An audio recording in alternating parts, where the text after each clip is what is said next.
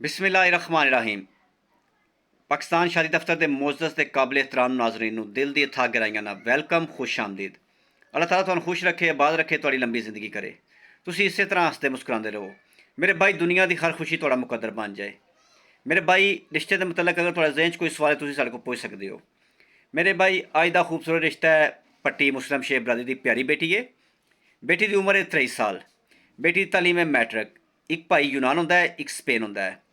Spain family समेत है, जिहड़ा यूनान वाला है ਉਹਦੇ ਲਈ कागज़ नहीं बने। वालद साहब नाइयां का काम करते हैं अपने पिंड विच। बहुत ही अच्छी फैमिली है, बहुत ही खूबसूरत फैमिली है। जिस फैमिली नाल रिश्ता मैच कर जाए मेरे नाल अर्जेंट रबता कर लो। ज़िला गुजरात, तहसील सराय आलमगीर, लिंक्स गाँव खुआर का रिश्ता है। अर्जेंट रबता करो। मजीद थोड़ा सारा रिश्ता इसी तरह कायम रहे, ये वाले सारे चैनल को सबसक्राइब कर लो।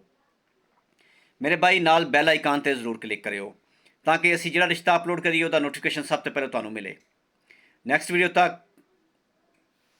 अल्लाह हाफिज़। वीडियो लाइक करो, दोस्तों शेयर करो, चैनल भी सबसक्राइब करो। Thanks for watching.